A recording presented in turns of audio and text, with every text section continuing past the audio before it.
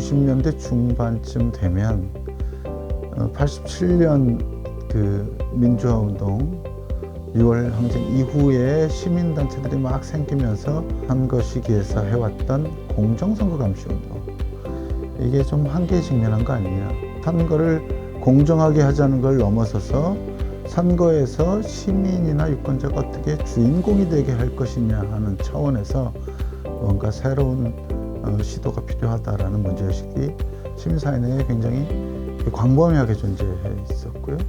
그 6월 항쟁 이후에 국회가 만들어졌는데 실제로 시민을 위해서 작동하지는 않는다라는 이런 어떤 국회에 대한 절망감이랄까, 분노가 쭉 쌓여오고 있었고, 특히 IMF 이후에 국회가 작동하지 않는다.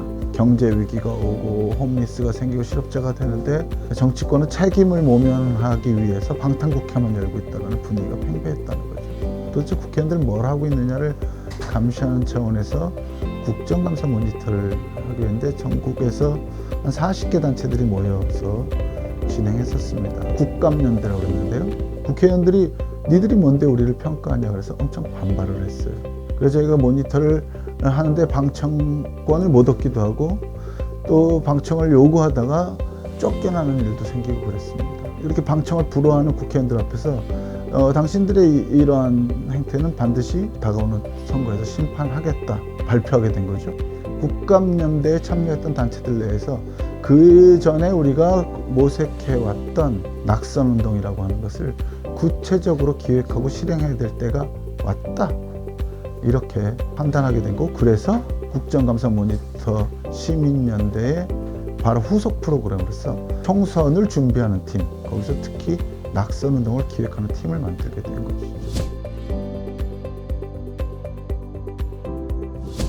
낙선운동이라는 게 당시로서는 어떤 형태로 하든 불법이었습니다. 그래서 시민단체들은 법치를 주장해 왔는데 그 불복종을 할 수 있느냐 하는 논란이 하나 있었고, 두 번째로는 그렇게 시민단체가 그래서 불복종까지를 불사하면서 낙선운동을 할 때 시민들이 얼마나 호응해 줄 수 있을 것이냐, 정말로 낙선을 시키는 효과를 발휘할 수 있을 것이냐 하는 문제가 제일 고민스러웠던 것이고요.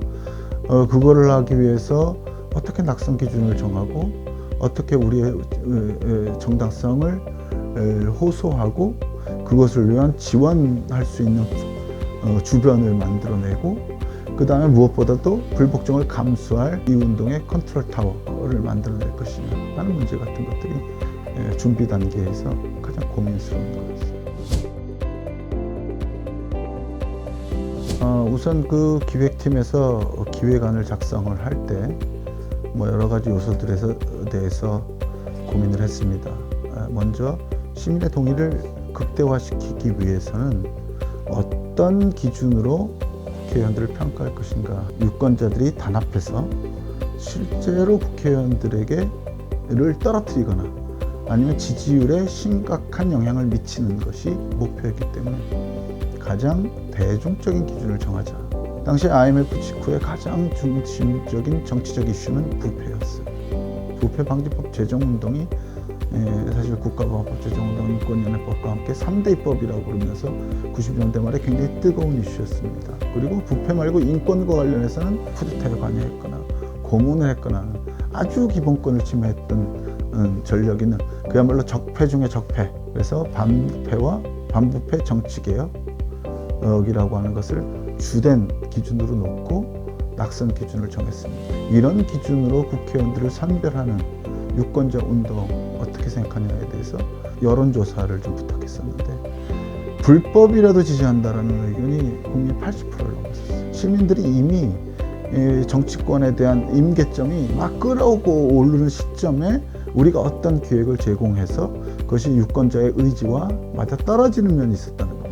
두 번째 기획안에서 강조했던 것이 이것을 제안하는 주요 대표들은 각서를 써라, 이렇게 했어요. 대표들이 직접 나는 불복종을 감수할 수도 있고 사법처벌을 감수해서 법정에 설 수도 있다, 직접 그런 결의를 받아냈습니다. 그럼에도 불구하고 이 운동이 전국적으로 확산될지에 대해서는 자신이 없었고, 우리가 정말로 유력한 정치인을 떨어뜨릴 만큼 힘을 모을 수 있느냐 자신이 없었기 때문에 우선은 수도권에서만 할 것인가 전국적으로 할 것인가에 대해서 길게 토론을 했습니다. 지역 간담회를 갔어요. 지역 간담회를 갔는데 지역에서 전국적으로 하자라고 제안이 온 거예요. 전국적인 네트워크를 꾸렸는데 진행하는 동안 1000개가 됐는데 발족할 때는 500개 이상의 단체들이 내가 참여하겠다 해서 낙선운동, 총선 시민연대라고 하는 낙선운동 기구를 발족하게 됐습니다.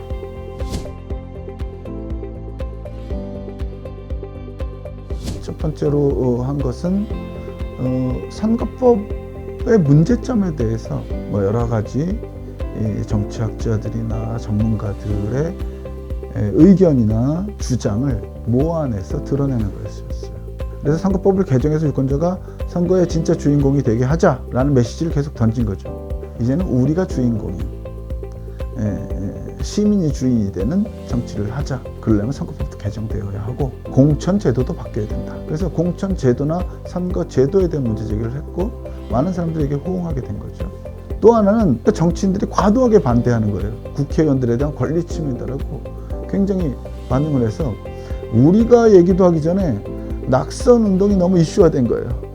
그 다음에 세 번째로 법률 전문가 전체들을 꾸려서 자문기구로 두어서 새로 개정될 선거법의 뼈대 같은 것을 계속 제안하게 해서 말하자면 이게 국내에서는 불법화되어 있지만 전 세계적으로는 대다수의 나라에서 모든 국민들이 누릴 수 있는 기본권이다 라고 하는 것을 이제 만들었고요.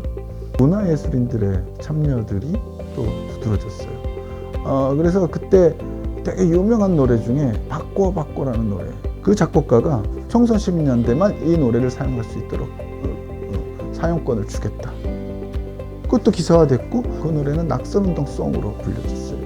그 외에도 여러 가지 지금으로 하면 인플루언서들이 다양한 방식으로 참여하게 되면서 동의를 얻게 됐죠. 이 낙선운동이 약간 종합적인 운동이기 때문에 어떤 패턴을 남겼어요. 일단 그 전까지 시민운동은 정책 제안이라든가 대안 제시 같은 운동을 하고 있었어요. 그런데 낙선운동은 어쨌든 전국적 연대체를 시민단체가 꾸렸고 시민의 힘을 동원해서 실제로 낙선을 시키는 실력을 과시하는 거죠.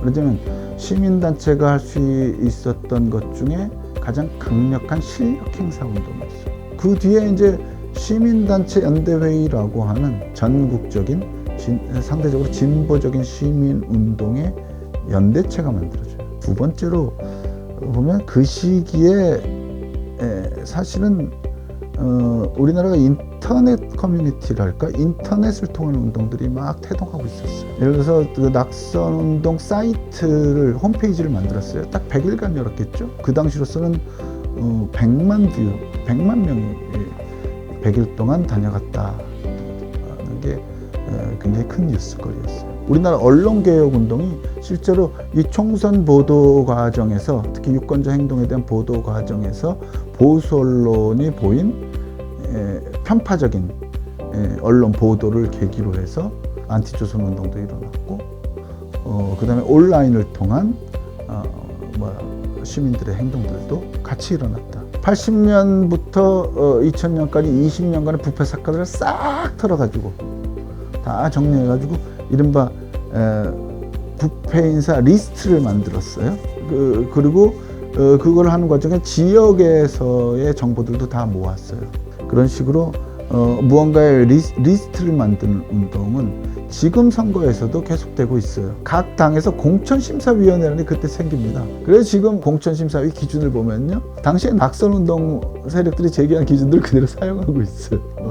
공천에서의 시민참여제도를 모든 정당들이 채택하고 있잖아요. 이런 공천에서 시민참여제도가 낙선운동을 통해서 만들어졌다고 할 수 있어요. 요즘은 무슨 진실버스, 평화버스 이렇게 하죠. 버스 타고 전국을 유랑하면서 사람들을 만나서 설득하는 거, 이것도 낙선운동 때예요.